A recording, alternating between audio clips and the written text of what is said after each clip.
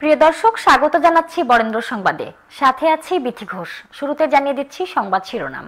মোটরসাইকেলের কাগজপত্র দেখতে চাওয়ায় দুই পুলিশকে মারধর, যুবক আটক। সাচিব রাজশাহী মেডিকেল শাখার সভাপতি ডাক্তার মাহবুবুর রহমান খান ও সাধারণ সম্পাদক ডাক্তার রকিব সাদি এবং জেলা শাখার সভাপতি ডাক্তার জাহিদ, সম্পাদক ডাক্তার অর্ণা জামান। মধ্যরাতের রাবি শিক্ষার্থীকে হল থেকে নামিয়ে দিল ছাত্রলীগ। এতক্ষণ শুনছিলেন সংবাদ শিরোনাম, এবারে জানাবো পুরো খবর। মোটরসাইকেল থামিয়ে কাগজপত্র দেখতে চাওয়ায় রাজশাহীতে এক যুবক দুই পুলিশ সদস্যকে পিটিয়ে আহত করেছেন। রবিবার দুপুরে নগরীর বোয়ালিয়া থানার পঞ্চবটি এলাকায় এ ঘটনা ঘটে। ঘটনার পরে অন্য পুলিশ সদস্যরা অভিযুক্ত যুবককে আটক করেন।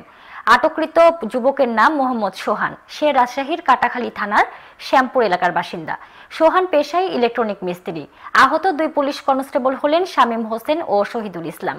ঘটনার পর তাদের রাজশাহী মেডিকেল কলেজ হাসপাতালে প্রাথমিক চিকিৎসা দেওয়া হয়।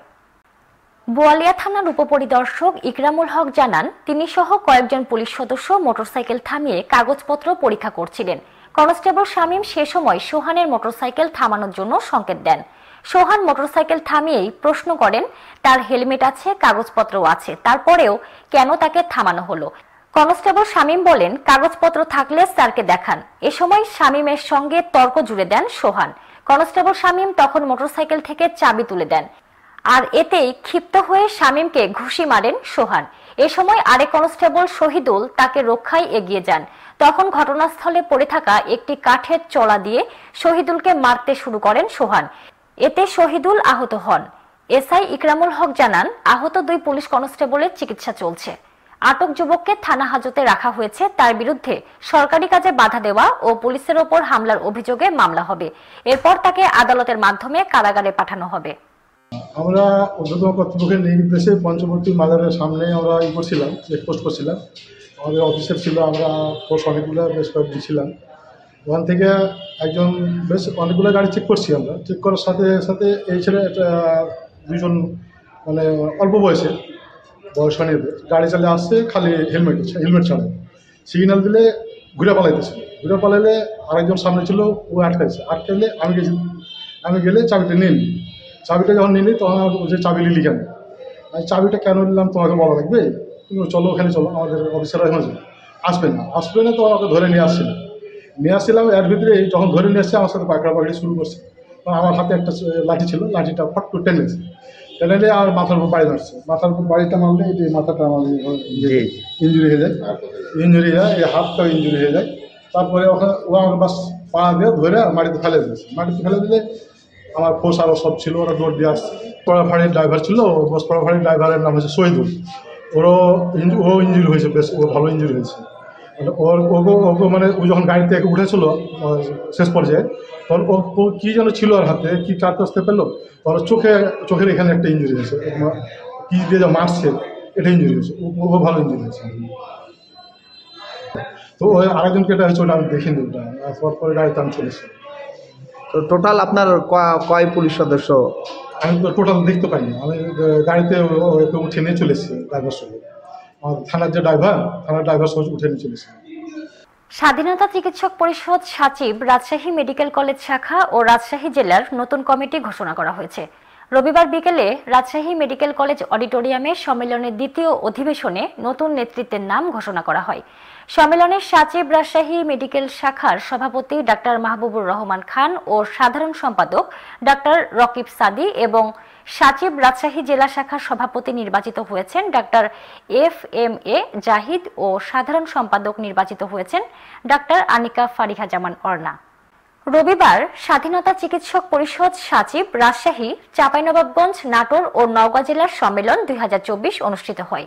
সম্মেলনে প্রধান অতিথি ছিলেন বাংলাদেশ আওয়ামী লীগের প্রেসিডিয়াম সদস্য, বাংলাদেশ মেডিকেল অ্যাসোসিয়েশনের সভাপতি ও সাচিবের প্রতিষ্ঠাতা মহাসচিব বীর মুক্তিযোদ্ধা ডাক্তার মোস্তফা জালাল মহিউদ্দিন। উদ্বোধক হিসেবে উপস্থিত ছিলেন বাংলাদেশ আওয়ামী লীগের প্রেসিডিয়াম সদস্য ও রাজশাহী সিটি কর্পোরেশনের মেয়র AHM খায়রুজ্জামান লিটন। সম্মেলনে প্রধান বক্তা ছিলেন স্বাধীনতা চিকিৎসক পরিষদ সাচিব কেন্দ্রীয় কমিটির সভাপতি ডাক্তার মোহাম্মদ জামাল উদ্দিন চৌধুরী। সচিব রাজশাহী জেলা সভাপতি অধ্যাপক ডাক্তার চিন্ময় কান্তি দাসের সভাপতিত্বে সম্মেলনে বিশেষ অতিথি হিসেবে বক্তব্য দেন সচিব কেন্দ্রীয় কমিটির মহাসচিব অধ্যাপক ডাক্তার মোহাম্মদ কামরুল হাসান মিলন, বগুড়া 7 আসনের সংসদ সদস্য অধ্যাপক ডাক্তার মোহাম্মদ মোস্তফা আলম নান্নু, সিরাজগঞ্জ 3 আসনের সংসদ সদস্য অধ্যাপক ডাক্তার মোহাম্মদ আব্দুল আজিজ, নাটোর 4 আসনের সংসদ সদস্য ডাক্তার সিদ্দিকুর রহমান পাটোয়ারি, মেহেরপুর 2 আসনের সংসদ সদস্য ডাক্তার আবু সালেহ মোহাম্মদ নাজমুল হক সাগর। সঞ্চালনা করেন সচিব রাজশাহী মেডিকেল কলেজের সাধারণ সম্পাদক অধ্যাপক ডাক্তার মোহাম্মদ মাহবুবুর রহমান খান। সম্মেলনে আরো বক্তব্য দেন বিএমএ রাজশাহীর সাধারণ সম্পাদক অধ্যক্ষ ডাক্তার মোহাম্মদ নওশাদ আলী, রাজশাহী মহানগর আওয়ামী লীগের সহসভাপতি ডাক্তার তবিবুর রহমান শেখ, আওয়ামী লীগের স্বাস্থ্য ও জনসংখ্যা বিষয়ক উপকমিটির সদস্য, যুব মহিলা লীগের কেন্দ্রীয় কমিটির কার্যনির্বাহী সদস্য এবং জেলা আওয়ামী লীগের সদস্য ডাক্তার আনিকা ফারিহা জামান অর্ণা। জাতির পিতা বঙ্গবন্ধু শেখ মুজিবুর রহমানের কন্যা, সফল রাষ্ট্রনায়ক জননেত্রী শেখ হাসিনা, তিনি এই দেশে এসে আওয়ামী লীগের দায়িত্ব গ্রহণ করার পর থেকে এ পর্যন্ত নিয়মতান্ত্রিকভাবেই সবসময়ই মূল দল আওয়ামী লীগ সহ সকল সহযোগী সংগঠনের নিয়মিত সম্মেলনের উপরে তিনি জোর দেন, গুরুত্ব আরোপ করেন।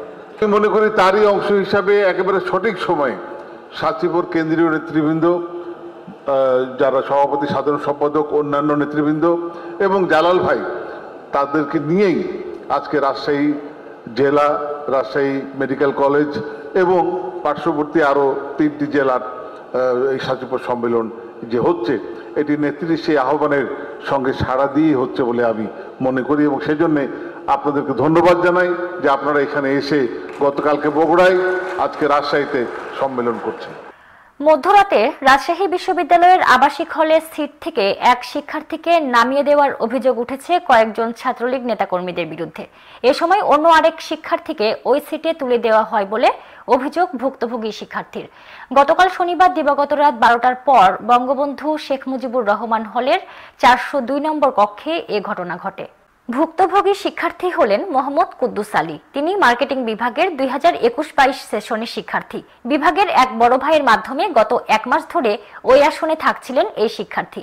সম্প্রতি আবাসিকতার জন্য হলের প্রাধ্যক্ষকে আবেদন দিয়েছেন তিনি এবং প্রাধ্যক্ষ ওই সিটে তাকে থাকতে বলেন। বিভাগের বড় ভাইয়ের নামে বরাদ্দ ওই আসনে তার স্থলাভিষিক্ত হওয়ার কথা। আগামী মাসে তার বড় ভাই এসে সিট ক্যান্সেল করে তার আবাসিকতা পাওয়ার কথা তার। বঙ্গবন্ধু হলের 402 নম্বর কক্ষে থাকতেন কুদ্দুস। রাত 12টার দিকে তাকে ঘুম থেকে তুলে আসন থেকে নামিয়ে দেওয়া হয়। এই ঘটনায় অভিযুক্ত ব্যক্তিরা হলেন বঙ্গবন্ধু হল ছাত্রলীগের দায়িত্বপ্রাপ্ত মোহাম্মদ ফজলে রাব্বি ও তার অন্তত 8 থেকে 10 জন অনুসারী। তারা বিশ্ববিদ্যালয় ছাত্রলীগের সাধারণ সম্পাদক আসাদুল্লাহ হিল গালিবের অনুসারী। এ ঘটনার প্রতিকার চেয়ে বিশ্ববিদ্যালয়ের শিক্ষক শিক্ষার্থীদের প্ল্যাটফর্ম রাজশাহী বিশ্ববিদ্যালয় পরিবার নামের ফেসবুক গ্রুপে আজ সকালে পোস্ট করেন ভুক্তভোগী শিক্ষার্থী মোহাম্মদ কুদ্দুস ইসলামকে ঘটনা সম্পর্কে জিজ্ঞেস করলে তিনি বলেন তিনি ফেসবুক পোস্টটি ডিলিট করে দিয়েছেন। তার শিক্ষকেরা এই ঘটনা নিয়ে কথা বলতে নিষেধ করেছেন। তাকে আশ্বস্ত করা হয়েছে এই ব্যাপারে দ্রুতই সমাধান করা হবে। সিট থেকে নামিয়ে দেওয়ার প্রসঙ্গে রাজশাহী বিশ্ববিদ্যালয় শাখা ছাত্রলীগের সভাপতি মোস্তাফিজুর রহমান বাবু বলেন তিনি এখনো এই বিষয়ে অবগত নন। নাটোরে স্মার্ট বাংলাদেশ বিনির্মাণে গণমাধ্যমের ভূমিকার শীর্ষক দিনব্যাপী কর্মশালা অনুষ্ঠিত হয়েছে। রবিবার সকাল 9:30টার দিকে সার্কিট হাউস সম্মেলন কক্ষে এই কর্মশালা অনুষ্ঠিত হয়। তথ্য ও সম্প্রচার মন্ত্রণালয়ের জাতীয় গণমাধ্যম ইনস্টিটিউট আয়োজিত এই কর্মশালার উদ্বোধন করেন জেলা প্রশাসক আবু নাসের ভূঁইয়া। জাতীয় গণমাধ্যম ইনস্টিটিউটের পরিচালক AKM আজিজুল হকের সভাপতিত্বে কর্মশালায় ধারণাপত্র উপস্থাপন করেন গণমাধ্যম ইনস্টিটিউটের সহকারী পরিচালক আব্দুস সালাম।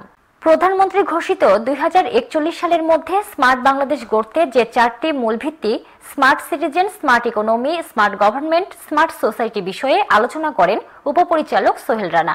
কিভাবে দেশ অ্যানালগ থেকে ডিজিটালে পদার্পণ করেছে এবং 2041 সালের মধ্যে স্মার্ট বাংলাদেশে রূপান্তরিত হবে সে বিষয়েও আলোকপাত করা হয়।